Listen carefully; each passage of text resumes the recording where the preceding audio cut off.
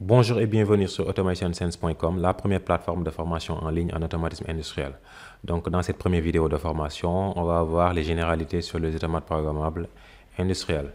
Donc, c'est quoi un automate programmable industriel? Donc, un automate programmable industriel, c'est un ordinateur industriel qui permet donc d'effectuer des fonctions de contrôle. Donc, typiquement, on l'utilise dans les industries de process ou dans les industries manufacturières, donc pour contrôler les machines spéciales ou bien les systèmes autonomes automatisés. Donc, l'automate a été initié donc pour remplacer les systèmes à base de relais. Donc, auparavant, il y avait ce qu'on appelle donc les systèmes à base de logique câblée. Donc, on avait les systèmes à base de logique câblée. Actuellement, on utilise donc tout ce qu'on appelle logique programmée. Donc, la logique programmée, donc, ce sont des systèmes à base de microcontrôleurs ou bien d'automates programmables et qui sont utilisés donc pour remplacer donc les systèmes à base de logique câblée, donc basés spécifiquement sur les systèmes, les composants comme les relais électromécaniques, etc., etc. Donc, quels sont les domaines d'utilisation des automates programmables? Donc, les automates programmables peuvent être utilisés dans plusieurs domaines d'application. On peut l'utiliser dans le domaine de la domotique pour faire du contrôle de chauffage, ventilation, climatisation, système d'éclairage, etc., etc. On peut aussi l'utiliser dans le domaine de la machine spéciale. Donc, on peut l'utiliser au niveau des embouteilleuses, par exemple, dans le domaine de l'agroalimentaire, au niveau des étiqueteuses, etc., etc. Donc, on les rencontre les automates programmables dans plusieurs types d'industries, comme dans les industries agroalimentaires, dans le domaine de la cimenterie, dans le domaine de l'industrie chimique, l'industrie pétrolière, etc., etc. Donc, l'automate programmable est omniprésent dans plusieurs types d'industries et on les rencontre souvent comme organe de contrôle, comme organe de contrôle commande. Donc, c'est un élément d'un système automatisé qui est représente le poumon ou bien même le cœur de tout système automatisé de production. Donc, on va maintenant parler des forces et faiblesses des automates programmables. Donc, les automates programmables industriels présentent plusieurs forces et plusieurs faiblesses. Donc, pour les forces, on peut nommer par exemple tout ce qui est rapidité de calcul, puissance de calcul. Donc, avec les automates programmables actuels, leur puissance d'exécution ou bien leur temps de cycle, c'est de l'ordre des millisecondes ou même du microseconde. Donc, ça représente quand même pas mal de puissance de calcul et permet donc de traiter des instructions très rapidement. Donc, une autre force des automates programmables industriels, c'est la facilité de maintenance. Donc, les automates programmables industriels permettent de faciliter grandement la maintenance des systèmes automatisés ou systèmes de production. Donc, avec un système automatisé, avec un automate programmable, on peut se brancher directement sur un système automatisé et diagnostiquer avec notre PC où se trouvent les pannes ou bien les défaillances. Donc, auparavant, avec le système à base de relayage, on était obligé de tester les appareils électromécaniques comme les relais. Donc, ça représentait un temps non négligeable pour la maintenance. Avec les automates programmables industriels, ça facilite grandement la maintenance des systèmes automatisés de production. Donc, comme troisième force des automates programmables, on a aussi la simplicité de câblage et la flexibilité. Donc, le câblage est grandement simplifié aussi, avec l'utilisation des automates programmables industriels. Maintenant, quand on en vient aux faiblesses des automates programmables, ce sont des faiblesses mineures. Donc, comme faiblesse, on a le fait que chaque automate programmable nécessite une formation spécifique. Donc, par exemple, si on maîtrise la programmation des automates Siemens, pour se former, pour pouvoir manipuler d'autres types d'automates comme les automates Schneider, les automates Rockwell ou bien les automates Omron, on aura besoin de se former sur le logiciel spécifique à la marque. Par exemple, pour du Siemens, on a TIA Portal. Pour aussi Rockwell, on a par exemple Studio 5000, etc., etc. Donc, on aura besoin de se former sur les logiciels spécifiques de la marque. Maintenant, Comme autre faiblesse aussi, on a la cherté. Donc, certains types d'automates aussi ont un prix non négligeable qui peuvent aussi représenter une certaine faiblesse. Mais quand on fait le rapport force et faiblesse, donc les automates programmables sont de loin donc plus avantageux que les systèmes à base de logique câblée. Donc, comme je l'ai dit tout à l'heure, donc les avantages de la logique programmée sont nombreux. Donc déjà, on a donc câblage moins fastidieux comparé au système à base de relais. On a aussi la flexibilité, aussi le faible encombrement. Donc avec un tout petit automate, donc ici on peut le voir, avec un tout petit automate au niveau donc au niveau de l'armoire, on peut commander donc notre système entier en connectant au niveau des entrées donc tout ce qui est capteur, bouton d'entrée, bouton poussoir, etc., et connecté maintenant au niveau des sorties, tout ce qui est actionneur ou bien pré-actionneur. Donc ça permet donc d'avoir un faible encombrement et de constituer donc ou bien de concevoir donc notre système de manière plus simple et plus flexible. Donc, concernant les marques d'automates, donc pour les marques d'automates, on en a plusieurs, hein, mais pour principalement, on distingue donc les principales comme principales marques. On a donc le Siemens, on a le Rockwell, on a le Schneider, la marque Schneider et la marque Omron. Donc, pour chaque marque aussi, on a une gamme spécifique. Donc, pour la marque Siemens, on a tout ce qui est la gamme Simatic, donc la gamme Simatic, notamment avec Simatic S7. Pour la marque Rockwell, on a donc tout ce qui est donc Allen Bradley. Pour donc Schneider, on a la gamme Modicon et pour Omron, on a la gamme Sysmac.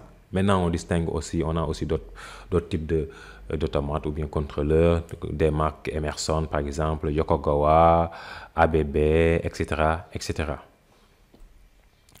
Donc, mais quels sont les critères de choix d'un automate programmable? Donc, pour choisir un automate programmable, donc, si on veut développer un projet spécifique, donc lors du choix de notre automate, on aura donc à se baser sur certains critères, comme par exemple le critère de familiarité, par exemple le fait qu'on est plus à l'aise avec les automates Siemens qu'avec les automates Rockwell ou bien Schneider, on aura tendance à plus choisir donc les automates de marque Siemens.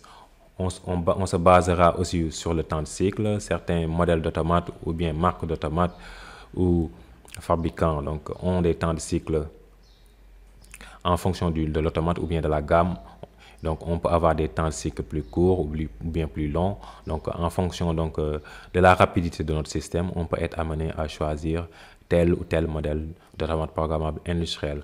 Autre critère donc de choix d'un automate, on a aussi la disponibilité du support client. Donc certaines marques donc, ont un support client très réactif et lorsqu'on a un problème, on peut facilement donc, interagir avec eux pour trouver une solution à notre problème. Donc en fonction aussi du support client, donc, on peut être amené à choisir donc, une marque d'automate comparée donc, à une autre marque. Comme autre critère aussi, on a le coût et le type d'application. Donc pour le coût, donc ça dépend donc du projet, donc de l'ampleur du projet. Donc pour de petits projets, par exemple, pour faire de petites installations domotiques, on sera amené par exemple à choisir des automates, des micro-automates de type Zelio ou bien de type Logo. Maintenant, si on développe des types de projets vraiment conséquents, on sera amené à choisir donc des automates donc moyennes ou bien haut de gamme comme pour ce qui est de Siemens. Donc, pour ce qui est de Siemens, on va choisir par exemple du S7 300, du S7 400 ou bien du S7 1500. Donc en fonction de notre projet, donc on pourra donc choisir donc tel ou tel automate. Donc ceci dit, donc les micro-automates sont évidemment moins chers que les automates moyennes ou haut de gamme. Après, pour chaque automate aussi et modèle, chaque marque d'automate et modèle d'automate a son propre logiciel de programmation. Bon, pour ce qui est de Siemens, on distingue donc les logiciels Semantic Manager et les logiciels TIA Portal. Donc le logiciel Semantic Manager donc permet de programmer donc tout ce qui est gamme d'automates S7 300 ou bien S7 400. Maintenant, le logiciel TIA Portal permet de programmer donc tout ce qui est S7 300 aussi, S7 400, mais aussi les gammes, les nouvelles gammes d'automates comme les S7 1200 ou bien les S7 1500. Pour ce qui est de Rockwell, donc la marque Rockwell, on a donc le logiciel S7 RS Logic 5000 et aussi le logiciel Studio 5000. Donc on distingue principalement ces logiciels-là pour la programmation donc des automates haut de gamme comme le Compact Logic par exemple. Maintenant, pour ce qui est de la marque Schneider, on distingue donc les logiciels comme PL7 Pro ou bien Unity Pro qui permettent donc de programmer la gamme pour PL7 Pro, donc la gamme TSX. Pour Unity Pro, il permettra de programmer donc les gammes d'automates M340 ou M580. Maintenant, pour la marque Schneider, donc avec le logiciel CXON, il permettra donc de programmer donc la gamme Sysmac. Donc ça, c'était pour les logiciels de programmation des automates. Donc chaque marque d'automate a son propre logiciel de programmation. Donc, et aussi en fonction des modèles, on a aussi donc les logiciels spécifiques. Alors, dans cette partie, on va voir les différentes gammes d'automates Siemens.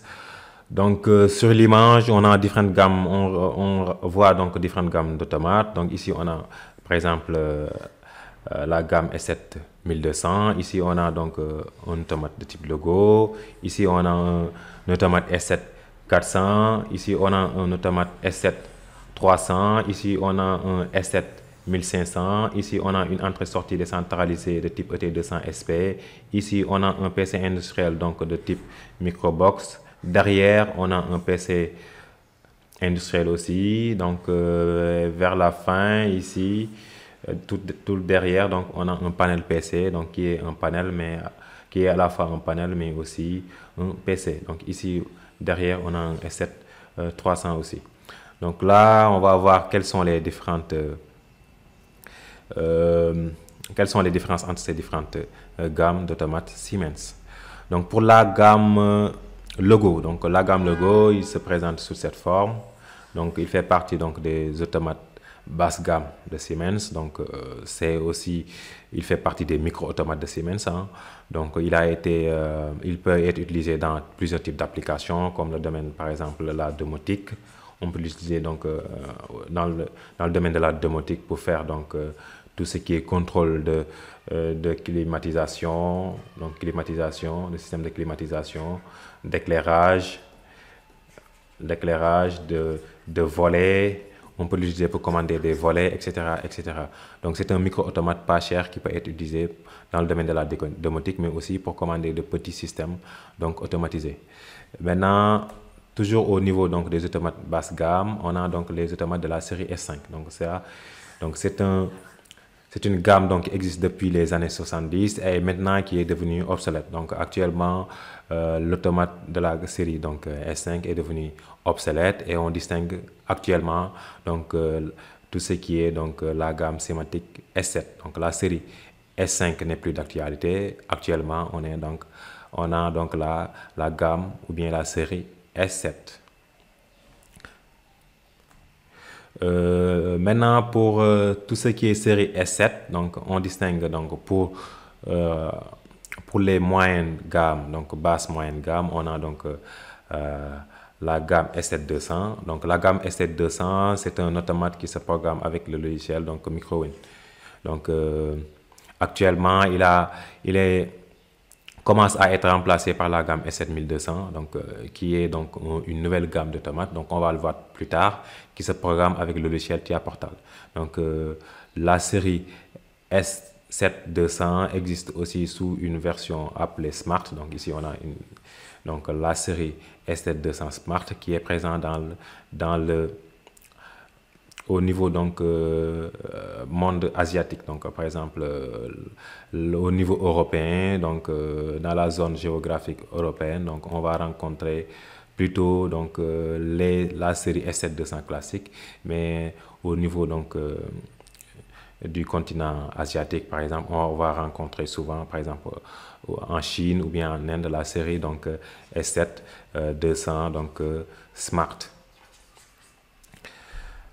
Donc toujours maintenant concernant les automates donc moyenne gamme, on a aussi donc la gamme S7 1200. Donc c'est la gamme dont je parlais tout à l'heure. Donc lui c'est une gamme donc d'automates compacts. Donc on entend pour automate compact donc un automate qui a des entrées-sorties intégrées même au CPU. Donc les automates de la série S7 1200, donc c'est une gamme essentiellement compacte, c'est-à-dire que comporte donc des entrées-sorties intégrées. Par exemple ici au niveau du CPU, on voit qu'ici on a des entrées en haut et ici en bas on a donc des sorties. Donc le CPU intègre les entrées et sorties.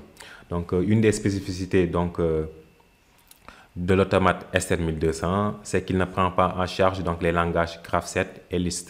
Donc on peut le programmer avec les langages par exemple SCL, FBD ou bien Ladder, mais il ne prend pas en charge donc les langages Graph7 et Lisp. Aussi, il se programme qu'avec le logiciel TIA Portal. Donc on ne peut pas programmer donc un S7 1200 avec par exemple le logiciel Semantic Manager. Donc la gamme S7 1200, comme je l'ai dit tout à l'heure, il a été donc initié pour remplacer donc les anciennes gammes d'automates, à savoir la gamme S7 200. Donc à part les S7 200, donc pour les automates moyennes haut de gamme, on rencontre donc les automates S7 300. Donc ils peuvent être programmés à la fois avec Semantic Manager, mais aussi avec TIA Portal. Donc on rencontre donc très souvent les automates de la gamme S7 300 au niveau des usines, que ce soit dans les industries agroalimentaires, au niveau des machines spéciales, etc., etc. Donc c'est une gamme d'automates très omniprésente donc au niveau des industries. Donc il existe en plusieurs versions. On a des S7 300 compacts qui ont des entrées-sorties intégrées, mais aussi on a des S7 300 modulaires, donc qui se présentent sous forme de rack avec des modules d'entrée et des modules sorties à enficher au niveau du rack. Donc autre gamme d'automates, on a aussi la gamme S7 400. Donc la gamme S7 400, c'est une gamme essentiellement modulaire, c'est-à-dire c'est une gamme donc composée d'un rack. Donc au niveau du rack, on va afficher un CPU, des cartes d'entrée, des cartes de sortie, des modules technologiques, etc., etc. Donc c'est une gamme d'automates très puissants. Donc il est utilisé principalement dans les industries de process, par exemple dans l'industrie pétrolière, dans l'industrie chimique.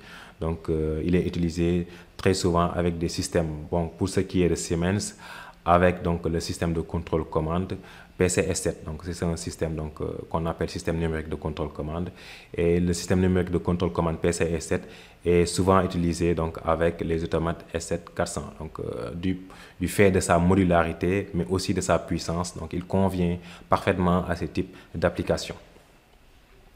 Donc comme automate moyenne haute gamme aussi, on a la nouvelle gamme d'automates, c'est-à-dire la gamme S7 1500. Donc ça, c'est une nouvelle gamme d'automates qui se programme exclusivement avec TIA Portal et qui est donc la dernière gamme d'automates donc de Siemens. Donc tout comme le S7 300, le S7 1500 aussi existe en version compacte. Donc c'est-à-dire il existe des versions qui comportent donc dont le CPU comporte des entrées-sorties intégrées. Donc en dernier lieu, donc on a ce qu'on appelle les PC industriels. Donc comme PC industriel, on a la gamme Microbox. Donc c'est un PC industriel donc qui est comme un PC classique avec des connectiques.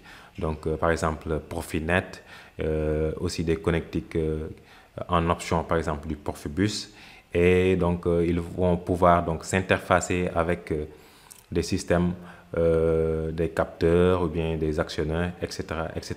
Donc au niveau de ces PC industriels, on va installer un automate logiciel qu'on appelle WinAC RTX et qui va permettre donc au PC industriel de jouer le rôle d'un organe de contrôle commande. Donc il faut savoir, comme pour les gammes d'automates S7 1200 et S7 1500, donc les PC industriels comme la gamme Microbox se programment aussi avec le logiciel TIA Portal. Donc voilà les différentes gammes d'automates que l'on rencontre donc principalement dans l'environnement Siemens, et en fonction de notre projet, on sera appelé à choisir donc tel ou tel automate, donc que ce soit donc les automates S7 300, S7 1400 ou bien des PC industriels comme les gammes Microbox par exemple, qui présentent l'avantage donc de pouvoir disposant donc d'un disque dur intégré, de pouvoir être utilisé dans ces systèmes où on a besoin de faire de l'archivage, par exemple dans l'industrie pharmaceutique ou bien dans l'industrie de process.